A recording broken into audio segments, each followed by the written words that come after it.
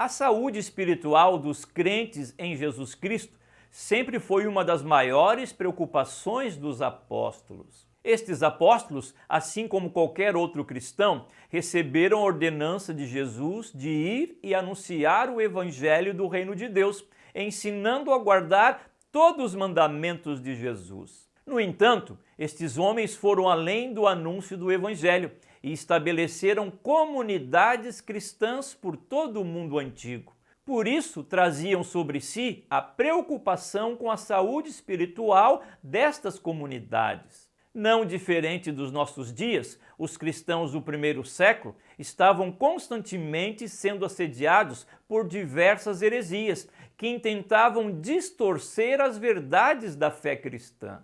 Em alguns casos, eram as religiões gregas e romanas, os crentes judaizantes, que insistiam em manter os ritos e as ordenanças da lei de Moisés, quando não misturavam tudo isso, resultando em diversas filosofias e credos. Algumas filosofias eram bem articuladas e até mesmo sedutoras, pois misturavam a fé em Jesus Cristo com outras práticas, resultando até mesmo na negação da divindade de Jesus. Os escritos apostólicos, as epístolas, dentre os mais diversos assuntos apontados, apresentavam uma defesa da fé cristã diante do ataque destas filosofias. As epístolas de João, primeira, segunda e terceira carta de João, são claros exemplos de escritos que pretendem alertar os crentes quanto às heresias e filosofias da época. A segunda epístola de João segue este caminho, alertando os crentes acerca dos perigos desses ensinos no meio da igreja. Olá, tudo bem com você? Sou Moisés Brasil e seja muito bem-vindo aqui no canal. E é muito abençoador ter você por aqui, pois isso é um sinal de que você gosta de aprender um pouco mais sobre a Bíblia Sagrada, sobre teologia e sobre a vida cristã. E são estes os temas dos vídeos aqui do canal. São dezenas de vídeos de fácil compreensão e com uma didática feita exatamente para você aprender mais. E este vídeo que você está assistindo faz parte de uma série de vídeos, os livros da Bíblia, onde cada um dos livros da Bíblia tem um vídeo apresentando uma introdução, a autoria e o conteúdo do livro. E se você é novo por aqui, logo aqui abaixo tem o botão inscrever-se. Então se inscreva no canal, faça parte desse crescente grupo de pessoas interessadas em aprender um pouco mais. Uma vez inscrito, ative o sininho das notificações para ser avisado pelo YouTube quando tem vídeo novo por aqui. E se você está gostando do vídeo, deixe o seu gostei. Isso faz com que o YouTube indique este vídeo para outras pessoas. Além disso, se você quer mergulhar um pouco mais nos estudos, dê uma olhada lá na área de membros, pois tem muito material disponível para você. Para isso, clique no botão Seja Membro e faça uma assinatura do canal para ter acesso aos materiais. Dito isto, vamos ao vídeo sobre a segunda epístola do apóstolo João.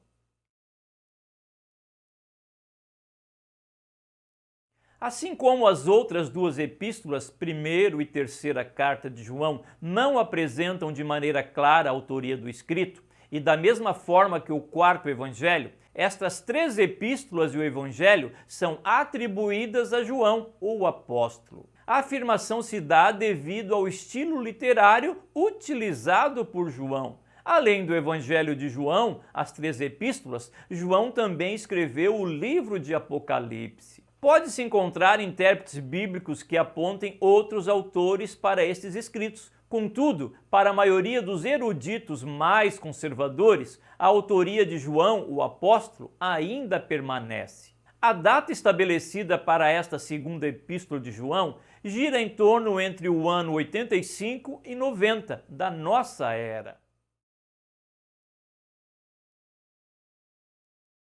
O primeiro versículo da epístola nos diz: o ancião, a senhora eleita e aos seus filhos, aos quais amo na verdade, e não somente eu, mas também todos que têm conhecido a verdade. Essa saudação de João tem levantado alguma discussão sobre quem seria esta senhora eleita. Para alguns intérpretes, o texto é literal, apresentando que esta senhora eleita era realmente uma mulher. Dentro dessa interpretação, esta mulher era moradora de Éfeso e, juntamente com seus filhos, pertencia a uma comunidade de crentes conhecida por João. Ainda nesta interpretação, João se alegra em saber que os filhos desta mulher andam na verdade. Por outro lado, outros interpretam que esta senhora eleita tem o sentido figurado, designando a igreja local que João conhecia muito bem.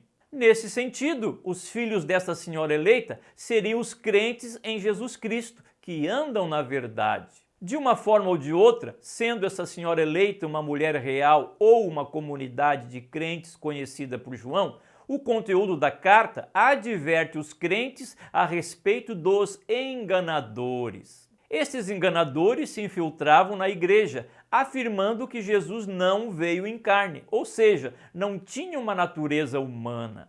Estes ensinos primeiramente enganavam, depois destruíam e por fim faziam com que as pessoas se desviassem da fé.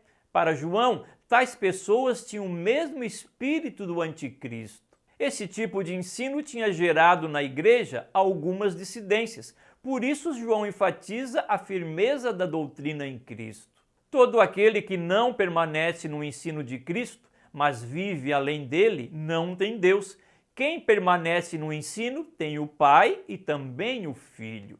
Para os enganadores não era suficiente o que Cristo tinha ensinado, por isso iam além dos ensinos de Jesus, afirmando coisas que não dizem respeito ao Evangelho. Este é o espírito do anticristo, mencionado também na primeira epístola. Além disso, João ainda acrescenta: se alguém chegar a você e não trouxer este ensino, não o recebam em casa, nem o saúdem, pois quem o saúda torna-se participante das suas obras malignas. Dentre as muitas maneiras de organizar o conteúdo desta pequena epístola de João, pode ser apresentado da seguinte maneira. Primeiro, o autor, o destinatário e a saudação, o conteúdo da heresia, a causa da heresia, a vinda e o credo dos enganadores, as consequências da heresia, conclusão e saudação. Este pequeno escrito joanino muitas vezes passa desapercebido em nossas leituras bíblicas, mas é uma pequena carta de grandeza singular, pois nos adverte contra o engano da distorção bíblica e teológica. Ou seja, rejeitar e acrescentar algo aos ensinos de Jesus é uma distorção bíblica, e negar a humanidade de Jesus é uma distorção teológica, pois a teologia cristã tem como dogma a perfeita união das duas naturezas em Jesus, a natureza humana e a natureza divina. Jesus é perfeitamente humano e perfeitamente divino. Nisso se caracteriza uma heresia, a negação de algum dogma cristão. Já que nesse vídeo foi falado sobre heresias, você sabe o que é uma heresia? Então assista este vídeo aqui, o que é uma heresia. Muito obrigado por sua audiência, um abraço e até um próximo vídeo.